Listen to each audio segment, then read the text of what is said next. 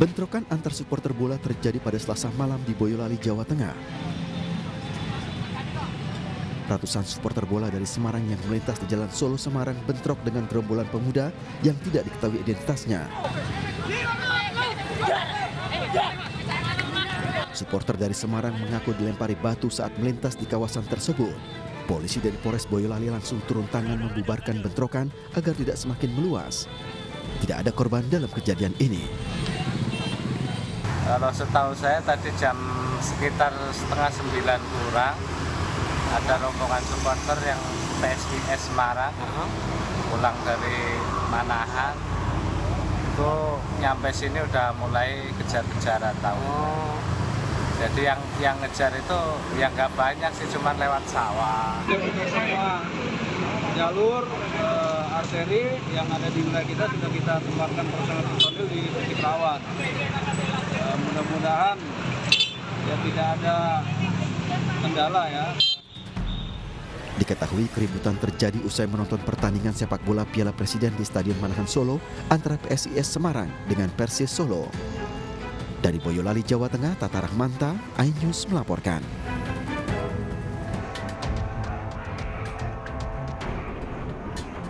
Apa itu Bentrokan terjadi di kawasan Duku Sari, Bendungan, Denpasar Selatan. Pemicunya berawal dari cekcok antara dua orang pria berinisial N asal Ambon dan J asal Sumba. Permasalahan di antara keduanya memancing massa untuk ikut terlibat sehingga berujung kerusuhan. Massa kedua belah pihak bahkan saling lempar batu.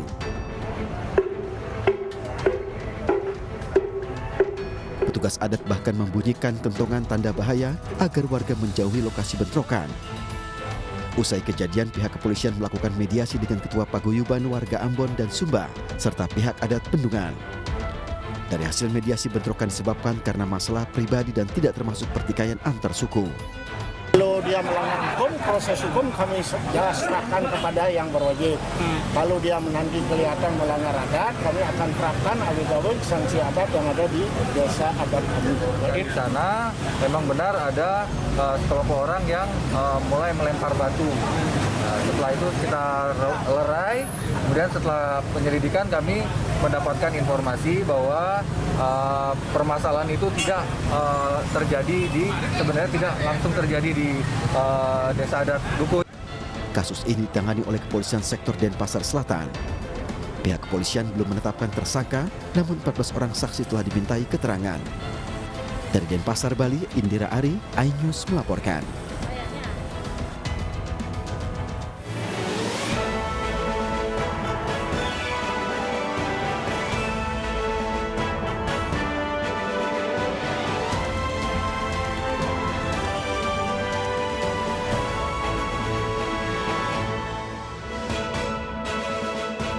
Satu orang penumpang minibus tewas setelah kendaraan yang ditumpanginya tertabrak kereta di Bekasi, Jawa Barat.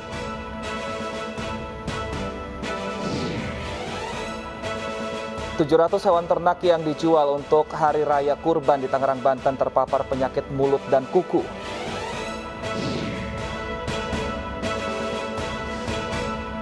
DKI Jakarta hari ini genap berusia 495 tahun.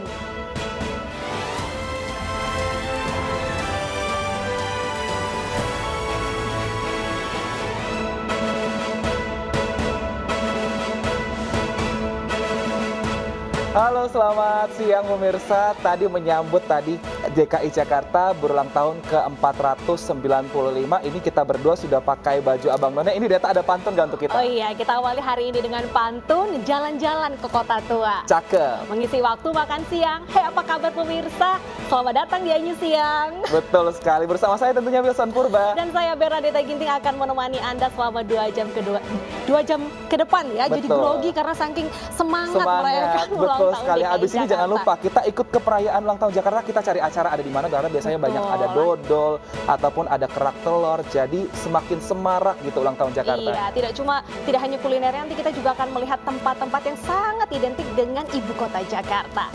Tapi kita awali informasi hari ini pemirsa dari seorang pria yang ditemukan tewas terjerat kabel listrik di dalam kamar kontrakannya di Kalideres, Jakarta Barat. Ini diduga korban dibunuh sebelum ditemukan tewas di dalam kamarnya.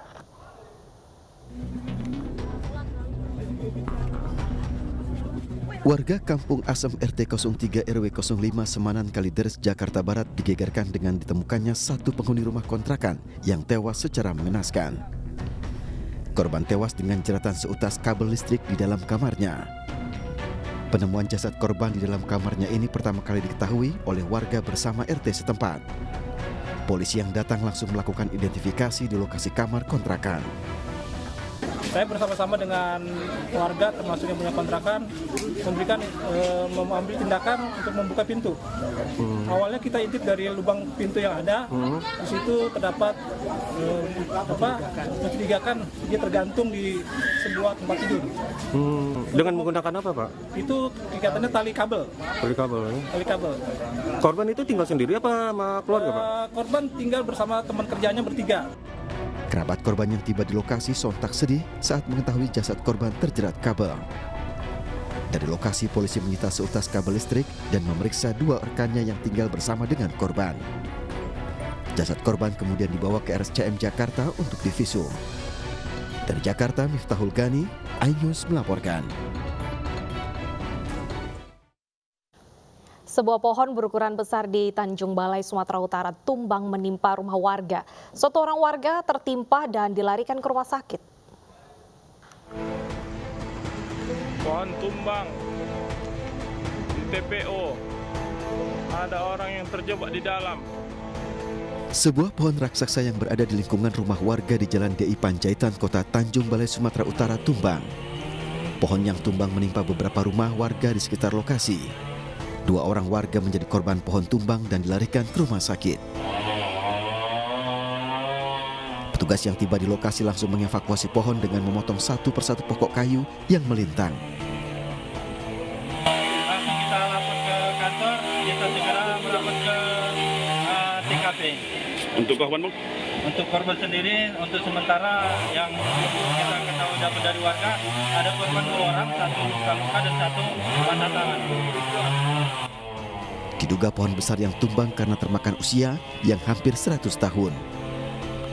Akibat peristiwa ini 4 rumah warga rusak, 2 warga masih menjalani perawatan di rumah sakit. Dari Tanjung Balai, Sumatera Utara, Ulil Amri, iNews melaporkan. Pemirsa, 9 pasangan tidak resmi terjaring razia yang digelar petugas gabungan dari sejumlah indekos di Banyumas, Jawa Tengah. 1 dari 9 pasangan yang terjaring masih berstatus sebagai pelajar.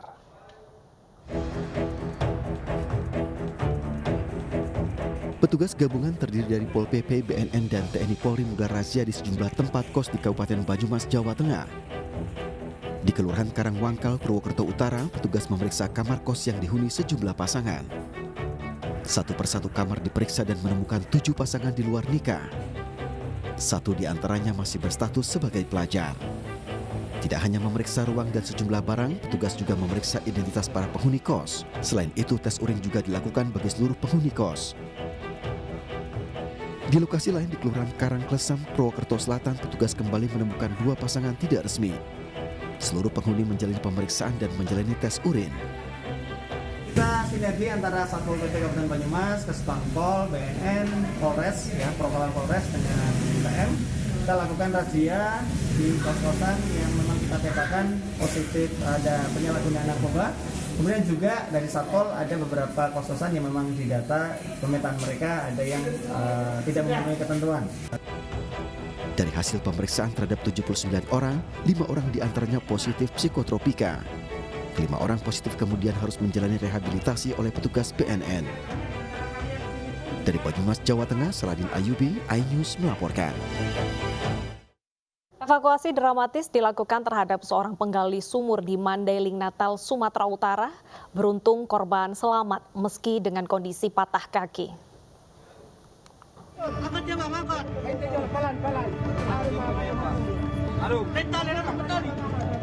Sejumlah pekerja penggali sumur dibantu warga berupaya menyelamatkan Ismail, salah seorang pekerja penggali sumur yang terjepit gorong-gorong beton.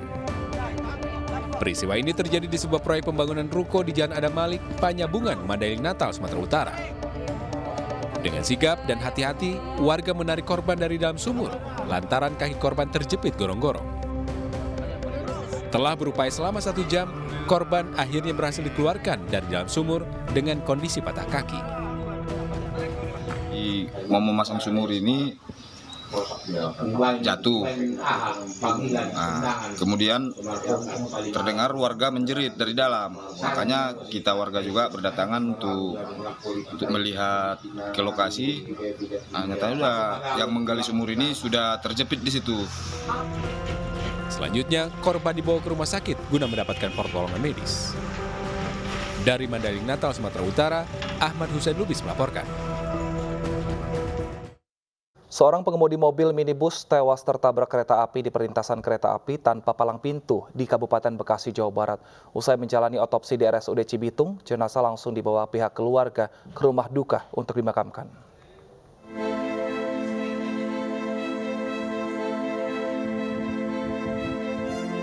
Rohim Mustadi, pengemudi mobil minibus tewas tertabrak kereta api Argo Sindoro di perlintasan kereta api tanpa palang pintu Tambun Selatan, Kabupaten Bekasi, Jawa Barat. Korban merupakan kepala yayasan sekolah TK, TPA, dan Aliyah. Usai dilakukan otopsi di Rumah Sakit RSUD Cibitung, pihak keluarga membawa jenazah ke rumah duka di Perumahan Bumi Cikarang Makmur, Cikarang Selatan, dan akan dimakamkan di Kebumen, Jawa Tengah. Ntar ini habis divisum, dimandiin, habis mandi terus langsung bawa ke BCM, disolatin, kita bawa ke Kebumen, dimakamin di sana. Kampungnya sendiri? Intinya itu aja. Kita yang lokasi ini gimana sih Pak? Dia mau kemana sih? Iya itu tadi, mau ngambil rapor di mana kan. Sebelumnya sebuah minibus terseret kereta api jarak jauh Argo Sindoro dengan rute Gambir Semarang sejauh 1 km. Kejadian berawal saat minibus yang dikemudikan Rohim bersama anak dan istrinya tiba-tiba mati mesin di tengah perlintasan kereta. Istri dan anak korban berhasil keluar, sementara korban yang masih berada di dalam minibus meninggal usai tertabrak kereta Argo Sindoro yang datang dengan kecepatan tinggi. Ya, kita bantu untuk mengeluarkan korban. Namun untuk informasi, anak istrinya itu sudah sempat turun. Cuman nggak tahu sampai sekarang saya belum ketemu. Mungkin masih di sana, nanti akan kita cari untuk identitasnya. Kasus kecelakaan ini ditangani Polsek Tambun dan Mapolres Metro Bekasi. Dari Bekasi, Jawa Barat, Didit Junaidi, iNews melaporkan. Sementara itu, sebuah mobil ringsek usai tertabrak kereta api angkutan minyak di Medan, Sumatera Utara. Pengemudi mobil selamat, sementara seorang pengendara motor terluka akibat terkena mobil yang terpental.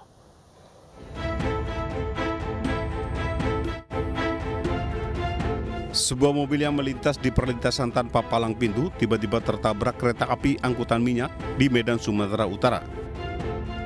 Akibatnya badan bagian belakang mobil ringsek dan menutupi jalan. Pengemudi selamat, namun pemotor yang terkena mobil yang terpental luka parah di bagian kepala. Pengemudi mobil yang melaju dari Jalan Ampera menuju Jalan Budi Kemasyarakatan diduga tak mendengar teriakan peringatan dari warga.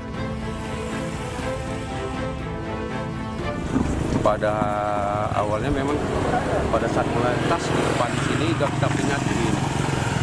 Tapi sepertinya mereka nggak mendengar, mungkin di musik, kaca tertutup, sehingga mungkin mengakibatkan kecelakaan tersebut. Kini peristiwa ini ditangani Polsek Medan Barat. Petugas Polantas juga sudah menggelar olah tempat kejadian perkara. Dari Medan, Sumatera Utara, Ridwan Nasution, iNews melaporkan. Diduga mengantuk, sopir minibus menabrak separator busway di Jatinegara, Jakarta Timur. Mobil mengalami kerusakan di bagian depan. Kecelakaan tunggal ini terjadi di Jalan Jatinegara, Jakarta Timur dini hari tadi saat hujan turun di sejumlah wilayah Jakarta. Diduga karena mengantuk dan pandangan terganggu, membuat sopir minibus menabrak separator bus. Kecelakaan terjadi saat minibus melaju kencang dari arah Kampung Melayu menuju Matraman. Sopir mobil kehilangan kendali hingga menabrak beton pembatas jalur busway. Tidak ada korban jiwa dalam peristiwa ini.